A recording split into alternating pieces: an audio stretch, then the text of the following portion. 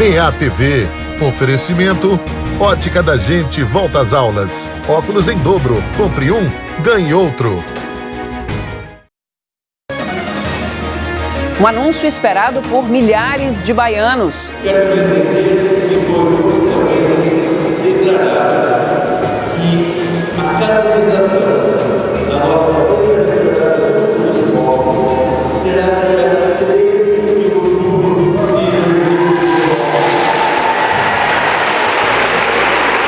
A notícia foi recebida com muita emoção. Eu estou muito feliz por isso. A primeira santa brasileira, nordestina e baiana, Irmã Dulce. Já já o BATV explica como vai ser o processo de canonização da Santa Dulce dos Pobres. E você vai ver ainda protesto na cidade de Senhor do Bonfim.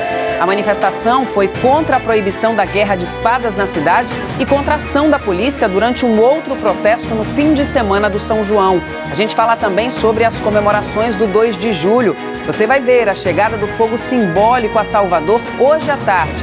Conhecer alguns pontos da cidade que contam um pouco da história da luta pela independência na Bahia. É a partir de agora, aqui no BATV.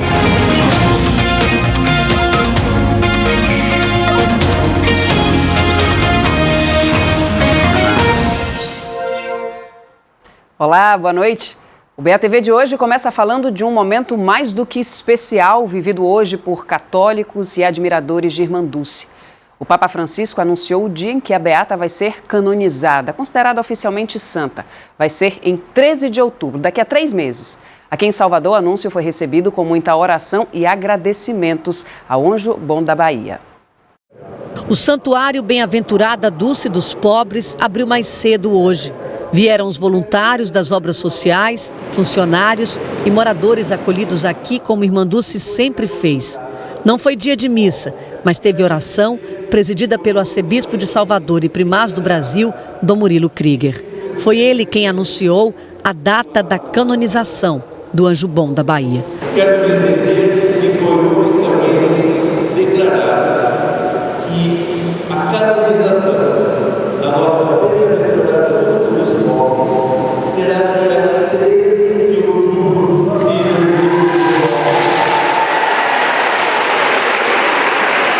Foram 27 anos de espera para que Irmã Dulce fosse reconhecida oficialmente como santa. A Irmã Dulce foi na nossa frente para dizer: a santidade em nossa época é possível. A santidade desejada por Deus não é algo irrealizável, não é para um grupinho de pessoas privilegiadas, é para todos. Para todos nós ela já era uma santa, mas saber que agora o Vaticano faz esse reconhecimento e será no dia 13 de outubro, o evento lá em Roma, isso deixa o coração mais acelerado, com mais vontade de defender a sua obra. A solenidade hoje de manhã foi muito mais do que um anúncio oficial da data da canonização. O momento mais marcante foi a chegada do maestro José Maurício, que se curou da cegueira depois de 14 anos sem enxergar. Foi o segundo milagre atribuído à Irmã Dulce e reconhecido pelo Vaticano.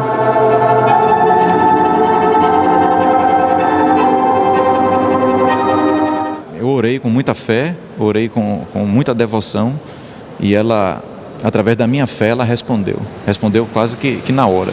Então o que eu digo é isso: tenham fé em Deus, tenham fé em Irmã Dulce, porque eu acho que ela está bem pertinho dele e ela intercede, inclusive na enfermidade. Depois da cerimônia, no dia 13 de outubro, lá no Vaticano, logo no dia seguinte, será celebrada a primeira missa com Irmã Dulce, já considerada santa. Aqui na Bahia, a primeira celebração está marcada para o dia 20 de outubro. Vai ser na Fonte Nova. Nesse dia, os baianos vão rezar e agradecer a Santa Dulce dos Pobres por tudo que ela fez em vida e ainda faz para quem tem fé. Eu não sei nem como dizer o meu coração. O meu coração, acho que, sei lá, eu nem sei dizer o momento agora que está. Que eu estou muito feliz por isso. A primeira santa brasileira, nordestina e baiana. Irmã Dulce.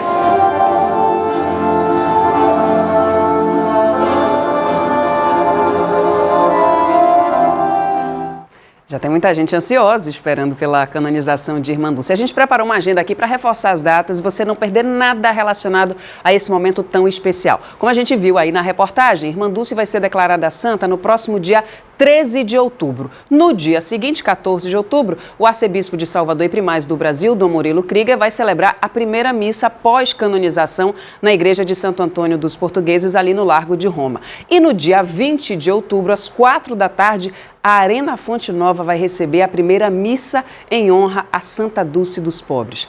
Com certeza um momento de muita emoção para católicos, para todos que admiram a história de Irmã Dulce. Esse, inclusive, foi um dos assuntos mais lidos hoje do site G1 Bahia, justamente a declaração do maestro José Maurício, né, que teve o segundo milagre que é atribuído à Irmã Dulce. Além dessa notícia, também um flagrante foi destaque hoje do site G1 Bahia. Sem proteção, mulher se arrisca ao limpar janela de apartamento em Salvador. Foi esse flagrante aqui, olha, dessa senhora limpando essa janela pelo lado de fora aqui sem nenhum equipamento de proteção. Além dessa notícia, a terceira mais lida hoje foi essa denúncia absurda, né? Uma ialorixá denunciando intolerância religiosa após ser chamada de feiticeira por integrante de igreja na Bahia. Se você quiser ler a notícia completa, está no site g1.com.br/Bahia. A decisão da Justiça que proibiu a guerra de espadas em Senhor do Bonfim ainda repercute. Hoje, manifestantes foram às ruas defender a tradição junina e cobrar respostas para o caso da jovem que perdeu a visão de um dos olhos numa ação policial contra espadeiros no último dia 23 de junho.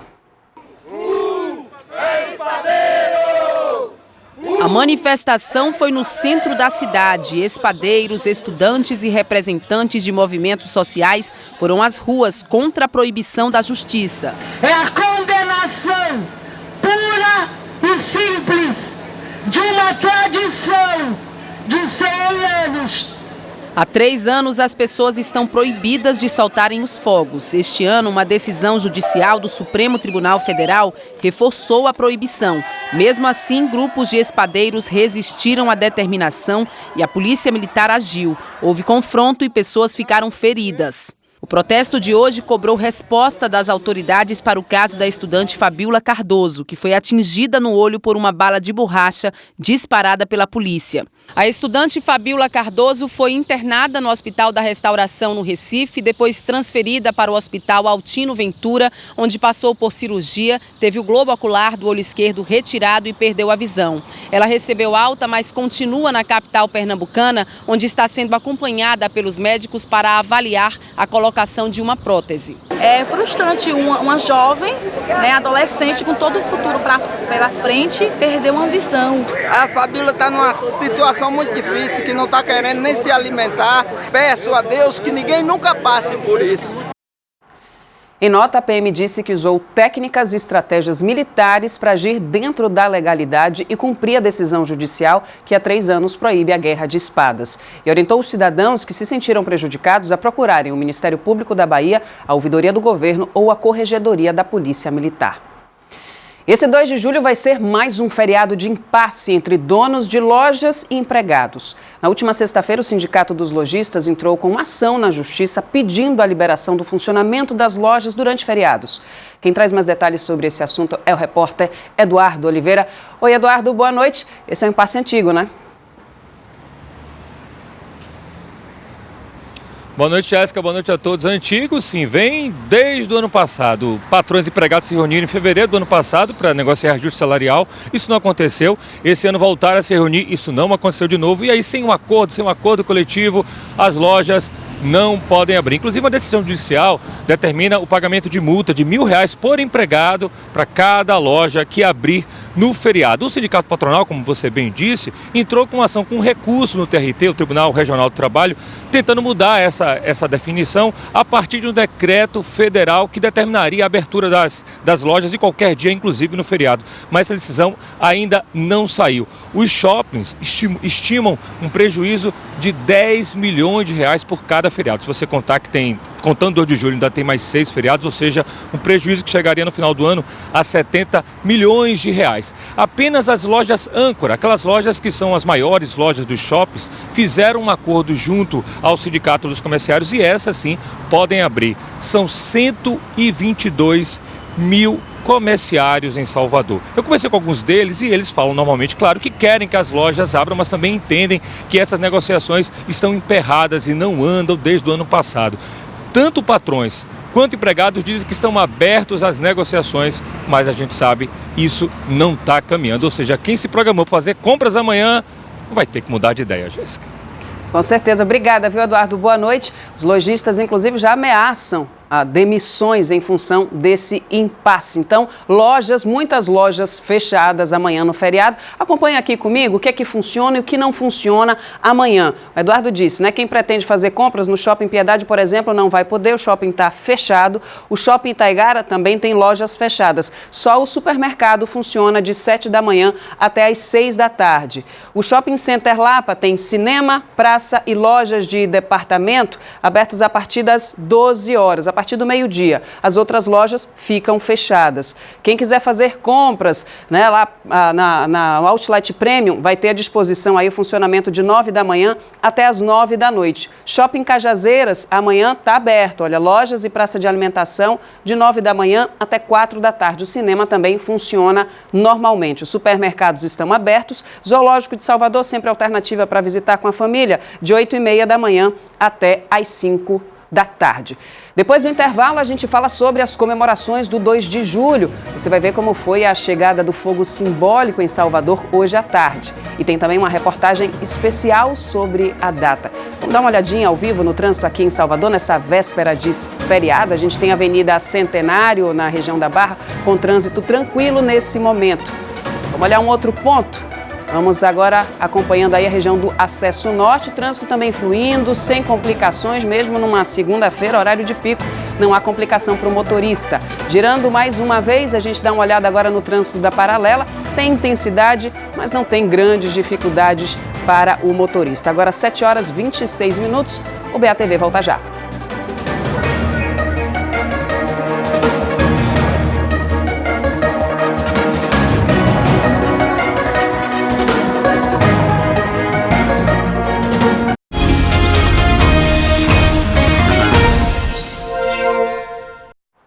BATV está de volta agora para todo o estado.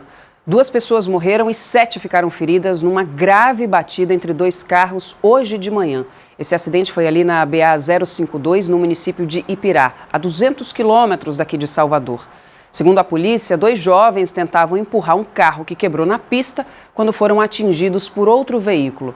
Robson Alves, de 14 anos, e Matheus Barbosa, de 18, morreram na hora. Os feridos foram levados para a unidade de pronto atendimento de Ipirá. 2 pessoas em estado mais grave para o Hospital Geral Clériston Andrade, em Feira de Santana. O acidente está sendo investigado pela Polícia Civil.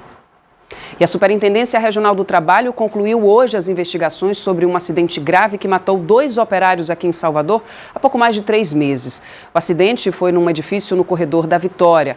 Ronério Silva dos Santos, de 35 anos, e o sobrinho dele, Giovanni Silva dos Santos, de 17, montavam uma plataforma elevatória para fazer reparos do lado de fora do prédio, quando o equipamento em que estavam despencou do 5º andar.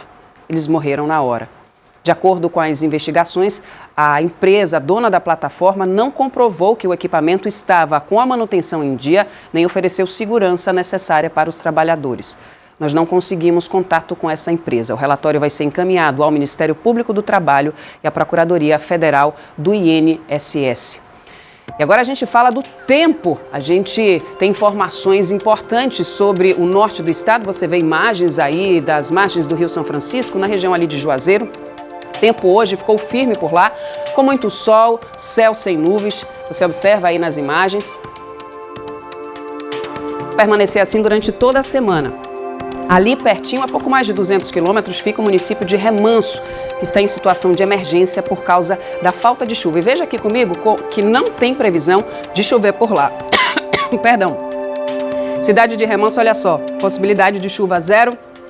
A temperatura mínima em 20 graus, máxima em 33. Mesma situação em Barreiras, sem possibilidade de chuvas, perdão, por lá. Temperatura mínima de 16, máxima de 33 graus. Aqui em Salvador, perdão, tá difícil aqui. Vou beber uma água, coloca as informações, o VT, a reportagem sobre o fogo simbólico que chegou aqui a Salvador hoje à tarde. Já eu volto aqui com a previsão do tempo. De Candeias, ela chegou no começo da tarde pela BR-324 a Simões Filho. A chama acendeu a pira no pavilhão do fogo simbólico. Logo depois, foi para a Praça da Bíblia para mais uma celebração popular e participação de autoridades com execução do hino nacional. Em seguida, atletas continuaram a corrida com destino a Salvador.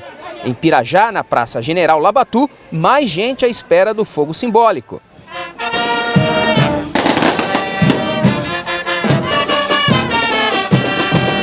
A banda marcial de Pirajá animou a programação. A Jocélia é professora no bairro. Fez questão de mostrar a igreja de São Bartolomeu, onde as tropas baianas buscavam abrigo durante o combate contra os portugueses. Cenário de batalha e de resistência de negros, brancos e indígenas que lutaram nesse terreno em que a gente está aqui.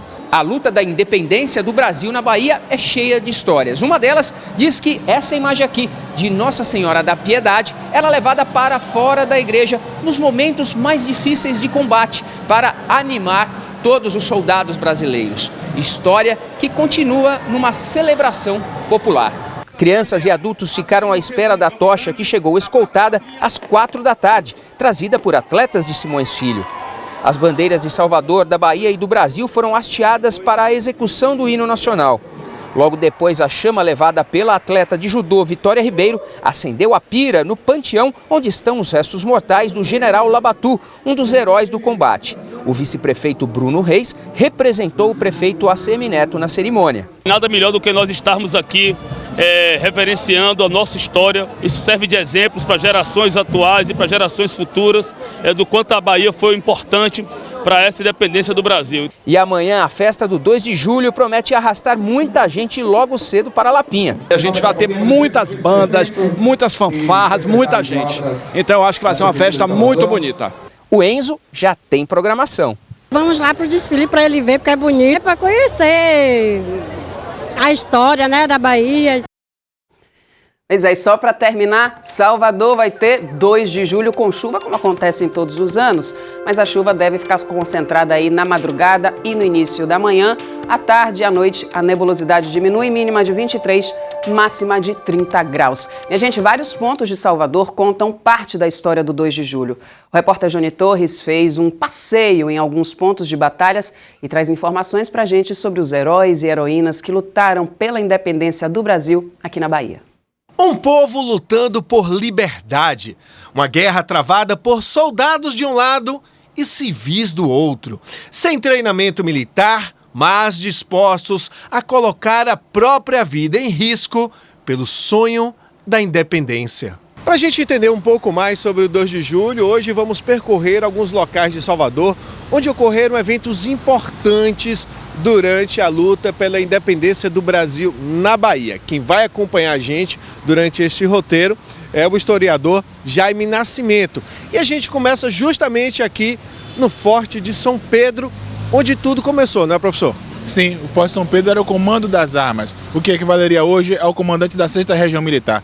Portanto, foi a primeira ação da junta de governo em Portugal mudar os comandantes. Então, queria trocar o comandante Pedro Guimarães pelo general Madeira de Melo. O comandante Pedro Guimarães se nega a passar o governo e aí começam as lutas para poder substituir esse governo e isso vai dar o estopim da luta pela independência. Após esta crise iniciada em fevereiro de 1822, as tropas portuguesas passam a perseguir os baianos por toda a cidade. Durante a invasão ao convento da Lapa, a madre Joana Angélica foi morta ao tentar evitar a entrada dos soldados. O convento hoje abriga um memorial e o túmulo onde a madre foi enterrada. O soldado enlouquecido não respeita, mesmo vendo uma abadesa, uma freira, defendendo a porta de entrada do convento, e ele a ataca desferindo um golpe com a baioneta. É a primeira morte notável nesse processo de independência da Bahia no Brasil. Depois da morte de Joana Angélica, o medo se espalha mais ainda pela capital baiana. A elite foge para o recôncavo e se articula com fazendeiros e senhores de engenho. Batalhas ocorrem em São Francisco do Conde, Praia do Forte, Santo Amaro, Cachoeira, Nazaré, Itaparica e Maragogipe. Em uma destas batalhas, surge a maior heroína da guerra, Maria Quitéria. Numa época em que somente os homens participavam das batalhas, ela vestiu a farda e foi à luta. Ganhou uma estátua erguida no Largo da Soledade, na Lapinha. A artista Zélia Zain mantém viva a memória de Maria Quitéria. Essa mulher é baiana, é feirense, e a história da mulher brasileira é antes dela e depois dela. Salve Maria Quitéria. Para organizar e treinar os brasileiros, Dom Pedro II enviou o general Pierre Labatut. Na Baía de Todos os Santos, a frota brasileira foi comandada pelo almirante inglês Lord Cochrane.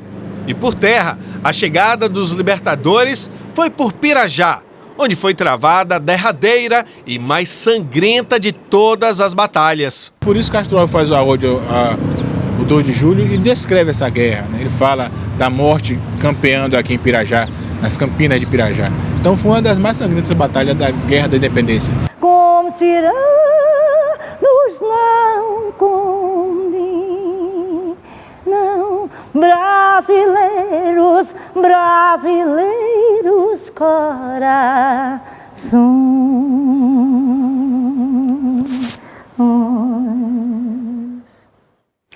BATV fica por aqui. Amanhã você acompanha toda a cobertura dos 2 de julho em nossos telejornais. Já a partir de 6 da manhã no Jornal da Manhã com Ricardo Ismael e 15 para o meio-dia eu chego para fazer companhia a vocês. E tem um convite especial para fazer, viu?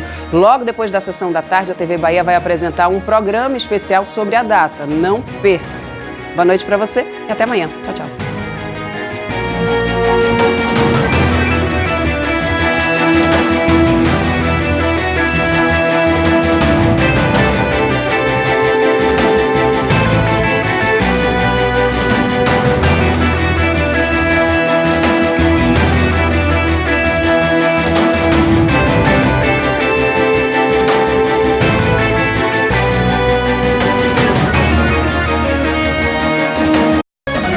BATV, oferecimento, Ótica da Gente volta às aulas. Óculos em dobro, compre um, ganhe outro.